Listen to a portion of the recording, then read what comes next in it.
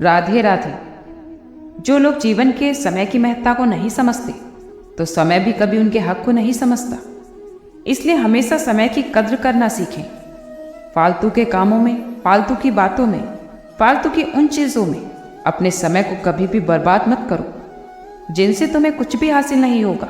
अपने लक्ष्य को हमेशा अपने आप को कामयाब बनाने में लगाओ और अपने लक्ष्य को उन चीज़ों में लगाओ जो तुम्हें आगे ले जाएं। फालतू के उन लोगों को जो आपके रास्ते के रुकावट बनते हैं, जो हमें गलत रास्ते पर लेकर जाते हैं, तो ऐसे लोगों से हमेशा दूर रहो। इसी में तुम्हारी भलाई है। हमेशा सुबह जल्दी उठने की आदत डालो। ऐसा इसलिए क्योंकि सुबह के वातावरण में गजब की ऊर्जा होती है।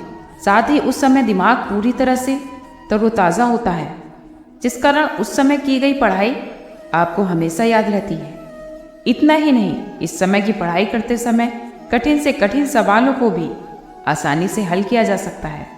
सुबह जल्दी उठने के लिए रात को समय पर सोना चाहिए और साथ ही शारीरिक और मानसिक स्वास्थ्य को बनाए रखने के लिए 7 से 8 घंटे की नींद लेना ज़रूरी है। ब्रह्म मुहूर्त का समय तुम्हारे दिमाग के लिए सबसे अच्छा समय होता है, क्योंकि इस मुहूर्त में वातावरण बिल्कुल शांत होता है।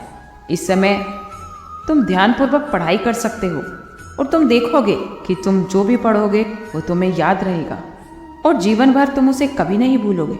एक बार की बात है, शहर में एक नवयुवक अपने जीवन से बहुत परेशान था, क्योंकि वो कामयाब होना चाहता था, लेकिन बहुत कोशिशों के बाद भी वो नहीं हो पा रहा था, क्योंकि उसके मन ने उसको अपना गुलाम बना रखा था। उसके दिमाग में हमेशा कुछ ना कुछ विचार चलते रहते और जब भी वो पढ़ने बैठता तो उसके मन में हमेशा अनावश्यक विचार आने लगते थे। जब वो पढ़ने बैठता तो उसके मन में बाजार जैसी बातें, गाने, फिल्में और अन्य बहुत सी ऐसी बातें आनी शुरू हो जाती थी। मन उसका बार बार भटकने लगता कि पढ़ाई छोड़ और किताब को बंद कर चल कहीं और चलते हैं। जैसे ही वो किताब खोलकर पढ़ने की कोशिश करता तो उसके मन में ये सारे फालतू के विचार आने शुरू हो जाते, जैसे कि उसका मन उसे पढ़ने से रोक रहा हो और मन उसे भटकाने की कोशिश करने लगता है। और यही सारी चीज़ें उसको आगे बढ़ने नहीं दे रही थी। यही विचार उसको पढ़ाई करने से रोकते थे और उसके दिमाग को भटकाते थे, जिससे वो कभी भी ध्यान से पढ़ने में सक्षम नहीं होता था, जिसकी वजह से उसका ध्यान विचलित होने लगता था। एक दिन उसके दादा ने उसे बताया कि जंगल में एक महात्मा आए हुए हैं, जिनके पास हर समस्या का समाधान है। अगर तुम कामयाब बनना चाहते हो तो उनके पास जाओ और अपनी समस्या उन्हें बताओ।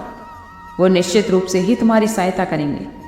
अब तुम्हें इस बात के लिए देर नहीं करनी चाहिए। तुम चुपचाप वहाँ चलो, क्योंकि इसी में तुम्हारी भलाई है।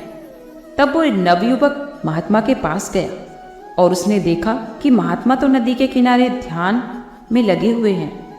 उसने महात्मा के पास बैठकर कहा कि हे महात्मा, मैं बहुत दूर से आया हूँ। अब आप ही हैं जो मेरी जिंदगी बचा सकते हैं। लेकिन ये बात सुनकर भी महात्मा ने अपनी आंखें नहीं खोली। धीरे धीरे इंतजार करते करते 1 घंटा बीत गया, लेकिन महात्मा की आंखें नहीं खुली। उसने फिर से महात्मा से कहा कि मैं बहुत दूर से आया हूँ, आप कृपया करें अपनी आंखें खोलिए, मैं आपके पास मदद मांगने आया हूँ। थोड़ी देर बाद ही सही, महात्मा ने अपनी आंखें खोल ली और वो बोली कि मुझे उससे क्या लेना देना। तब उस युवक ने कहा, अजीब बात है, मैं तो आपके पास बहुत दूर से आया हूँ और आप ये कह रहे हैं कि मैं क्या करूँ। तो महात्मा ने कहा कि हाँ, मैं इसमें क्या कर सकता हूँ, क्योंकि तुम्हारी समस्या तो तुम्हारे अंदर है, मुझे वो दिख ही नहीं रही। और अगर सच में तुम्हारे पास परेशानियाँ हैं तो एक काम करो।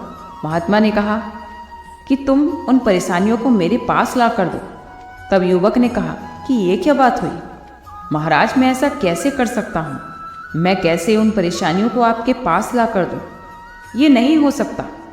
तब महात्मा ने कहा कि जब तुम वो विचार लाकर दे ही नहीं सकते तो इसका मतलब यही है कि वो विचार तुम्हारे अंदर है। तब युवक ने कहा, हे महात्मा, मुझे कुछ समझ नहीं आ रहा है कि आप मुझे क्या समझाना चाहते हैं। मैं आपके पास इसलिए आया हूँ कि मैं परेशान रहता हूँ, मेरा मन चिंतित रहता है, मैं कभी भी किसी काम में ध्यान नहीं लगा पाता और जब भी ध्यान लगाने की कोशिश करता हूँ तो मन में अनावश्यक विचार आने लगते हैं और मेरा मन भटकने लगता है। तब महात्मा ने कहा, चलो नदी में ध्यान से देखो और मुझे बताओ कि तुम्हें क्या दिखाई दे रहा है। उस दिन नदी में ध्यान से देखने के बाद उसने कहा, मुझे बांस, पानी और काफ़ी सारे पत्थर दिखाई दे रहे हैं। तब फिर महात्मा ने कहा कि तुम नदी के अंदर जाओ और देखो, नदी में से एक सफ़ेद पत्थर उठाकर लाओ। तब लड़का नदी के बीच गया और सफ़ेद पत्थर को ढूंढने लगा, लेकिन उसे सफ़ेद पत्थर मिल नहीं रहा था। तब महात्मा ने पूछा कि क्या तुम्हें सफ़ेद पत्थर दिखाई दे रहा है? तब लड़के ने कहा, हाँ, मैं उसी को ढूंढने की कोशिश कर रहा हूँ।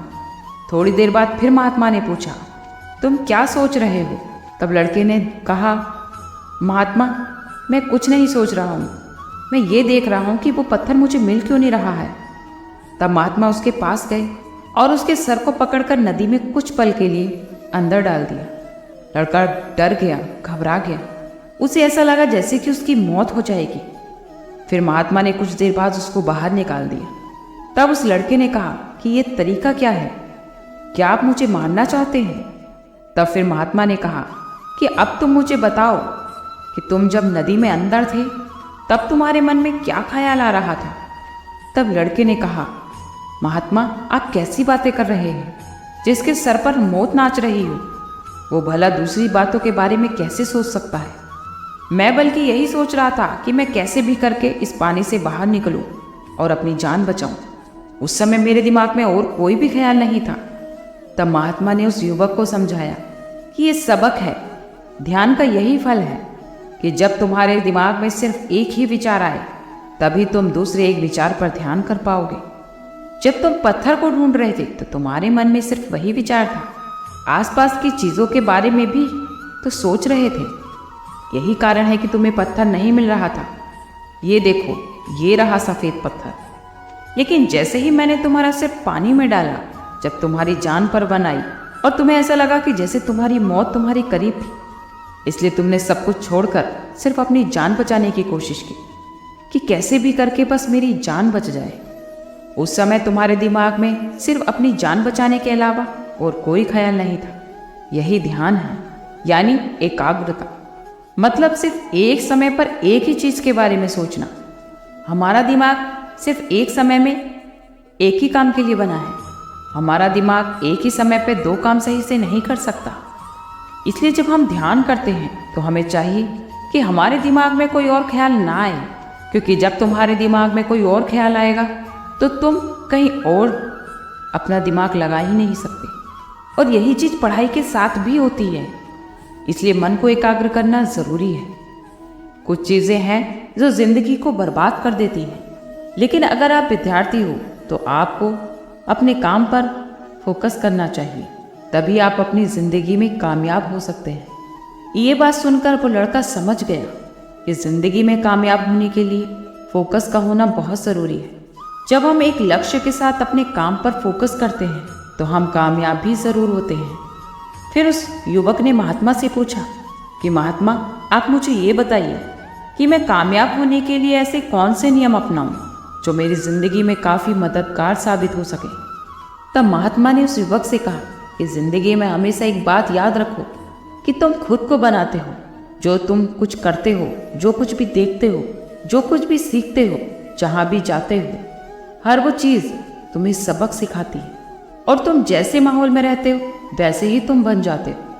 हम अपने भविष्य का खुद ही निर्माण करते हैं। जिंदगी में सफल होना आसान नहीं है, क्योंकि जब इंसान सफलता के रास्ते पर चलता है तो उसके रास्ते में बहुत सारी रुकावटें भी आती हैं, और कुछ रुकावटें तो इंसान खुद ही बनाता है।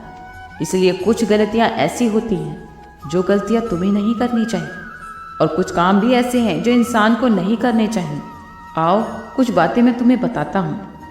पहला, हमेशा अपने लक्ष्य को निर्धारित करो, क्योंकि जिस इंसान के जीवन में कोई लक्ष्य नहीं होता तो ऐसा इंसान अपने जीवन में कभी आगे बढ़ ही नहीं सकता। ये ठीक वैसे ही है जैसे मैं तुम्हें कहूँ कि मार्ग में मैं तुमसे कहूँ आगे चलो, लेकिन तुम्हें ये ना बताऊँ कि तुम्हें कहाँ जाना है। तुम खुद ही सोच कर देखो कि तुम कहाँ तक आगे चलोगे। तुम चलते चलते थक जाओगे, क्योंकि जब तुम्हें मंजिल ही नहीं पता तो तुम भला कहाँ पहुँचने की कोशिश करोगे।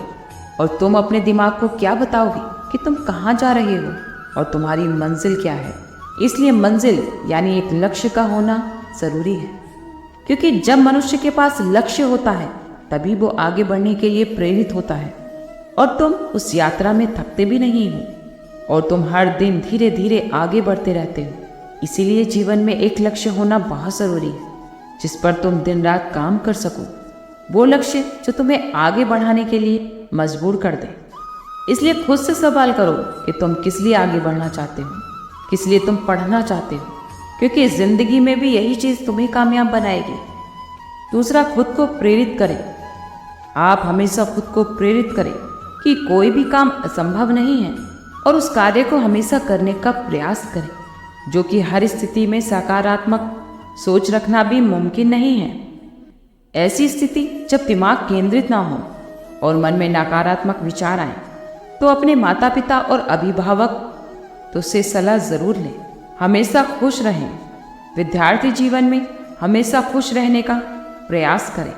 खुश रहने के कारण ना केवल आप अच्छी तरह से अपनी पढ़ाई कर पाएंगे, बल्कि दूसरों के साथ आपके संबंध भी अच्छे बने रहेंगे। दरअसल जो भी लोग हमेशा मुंह लटकाए रहते हैं, उनसे कोई बात नहीं करना चाहता। वही जब एक मुस्कान के साथ आप दूसरों से मिलते हैं, तो उन पर भी इसका सकारात्मक प्रभाव पड़ता है। इसलिए हमेशा खुश रहना चाहिए, मन को प्रसन्न रखना चाहिए, क्योंकि जब मन खुश होता है तो सारे काम सही होते हैं। आज के लिए इतना ही। कल फिर मिलते हैं एक नई वीडियो के साथ। खुश रहिए, स्वस्थ रहिए।